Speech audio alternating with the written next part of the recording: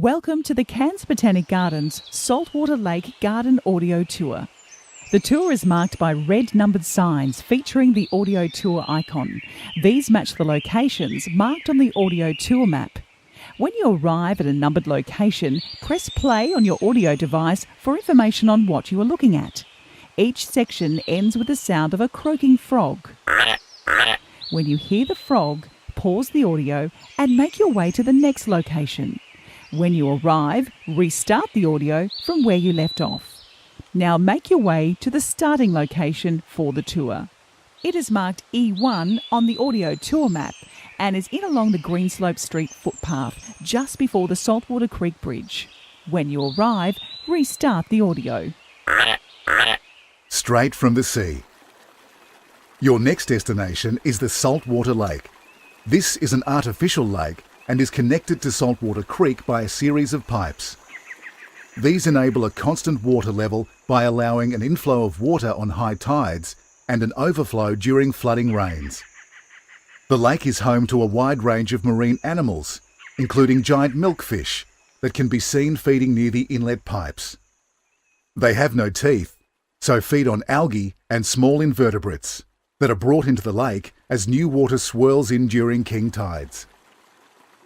On your way to the next stop, keep an eye out for the vine Arbor. It supports two of the most spectacular flowering vines in the world, the Jade Vine and the Flame of the Forest Vine.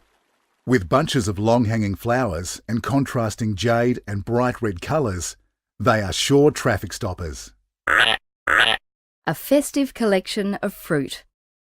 Several of the trees and plants that hug the shores and surround Saltwater Lake are either edible or useful. Let's begin with our most asked about plant, the Jabuticaba. It produces copious fruit directly on the branches of the plant. These grape-sized, shiny black fruit are deliciously sweet, and because of their abundance, they are popular for making jam and wine. And some of our plants taste as good as they sound. What about a chocolate pudding tree? This tree is related to the persimmon and produces large green fruit that are ripe only when very soft to the touch. When opened, they reveal a jet black, soft flesh that, when blended with milk, makes an instant chocolate milkshake.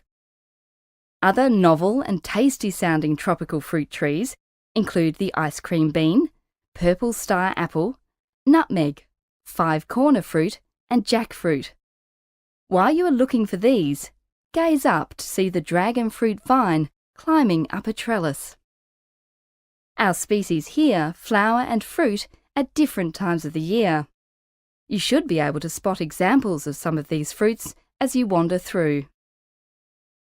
Unfortunately, there is a warning with our festive fruits. Several of these plants are highly toxic. Apart from the obvious risks of poisoning, local laws prohibit the removal of anything from these botanic gardens, so engage all senses except taste and touch. Colour and spice. The raised garden bed displays tropical vegetables, herbs and spices. They add colour and taste to everyday dishes and can be grown all year round in the tropics. Leafy greens can be sourced from kangkong, Ceylon spinach and sweet potato, while climbers growing on the trellises provide a range of vegetables including wing bean, New Guinea bean, aerial potatoes and yams. The tropical herbs and spices here include cardamom, turmeric, ginger, galangal, Chinese keys, Thai coriander and Vietnamese mint. Coincidentally, they are all ingredients for laksa, a delicious Malay coconut-based noodle soup. There is a worm farm next to the vegetable garden. Organic materials such as leaves, rotting fruit and plant clippings are added daily. Composting worms break this matter down to form a potent and natural plant food that is used to fertilise the vegetable garden. Mount Whitfield Panorama. As you stand here admiring the tranquil waters of the Saltwater Lake, take a moment to glance up. In the distance you will see the ridgeline of Mount Whitfield Conservation Park. This park contains 7 kilometres of walking track that take you meandering through pristine rainforest. Along the trail are several lookouts, where you can view the city of Cairns and Trinity Inlet and watch the boats come and go. On a clear day, you can even see Green Island, a coral cay that is 30 kilometres away. It forms part of the Great Barrier Reef. There are two main walks. The Red Arrow Circuit is well constructed with steps and graded tracks, and you should allow 1 hour to enjoy this walk. The Blue Arrow Circuit is longer, and due to rough rocks and exposed tree roots, requires sturdy footwear. Be sure to allow 3 to 4 hours to complete this circuit. Plan all your walks to ensure you return before sunset. Rainforests are very dark places when the sun goes down. Always carry a good supply of drinking water, sunscreen, and a camera, and you will have a memorable walk. Life in Saltwater Creek. Standing on this bridge, you will notice that the mangroves are growing on only one side of the creek. Council obtained special permission to remove a stand of mangroves in an attempt to let water flow out and alleviate flooding to low-lying areas of Cairns during periods of heavy rainfall. Mangroves are very productive plants, and you will notice new mangroves continually germinating and growing in the clear areas. At low tide, this is a great spot to observe fiddler crabs, scavenging across the mud flats. They scrape up the surface of the mud with their small claws and place a portion in their mouth. The male fiddler crab has one enlarged claw that he uses to attract females.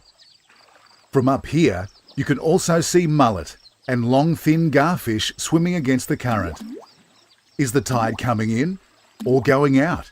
With a little patience, you might also catch a glimpse of a kingfisher sitting on a branch waiting for lunch to appear.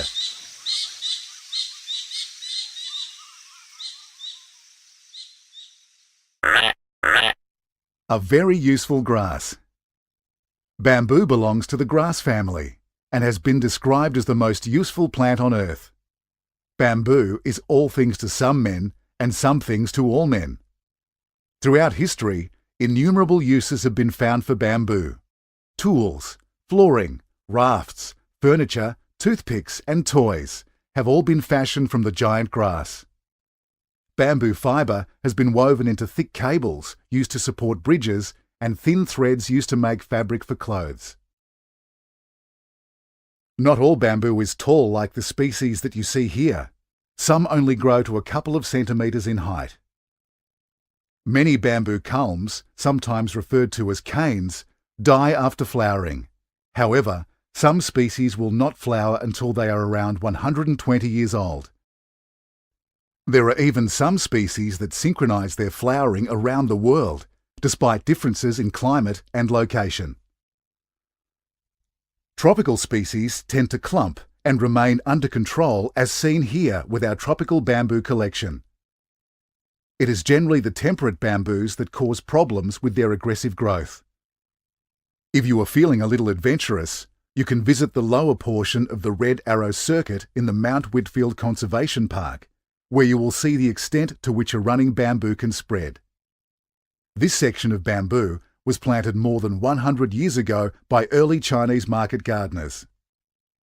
When you are ready, proceed along the path to Collins Avenue, crossing the road with care. Head left along the footpath towards your next stop, Tanks Arts Centre. Your next stop begins at the Tanks main entry gate. Tanks Arts Centre. Fueling creativity. You are standing in front of 3 reinforced concrete fuel tanks, built for the Royal Australian and United States Navy in World War II. Cairns was an important military base for the Pacific region for Australia and her allies, and in 1943, the construction of the tanks was given the highest priority under national security regulations. Crude furnace oil was stored here and pumped through underground pipes to nearby Trinity Inlet to refuel naval ships. And the tanks continued to operate as a fuel supply facility, right up until their decommissioning in 1987. In 1991, Cairns Regional Council purchased the land from the Commonwealth, and creative hands set about remodelling the site into a contemporary arts venue.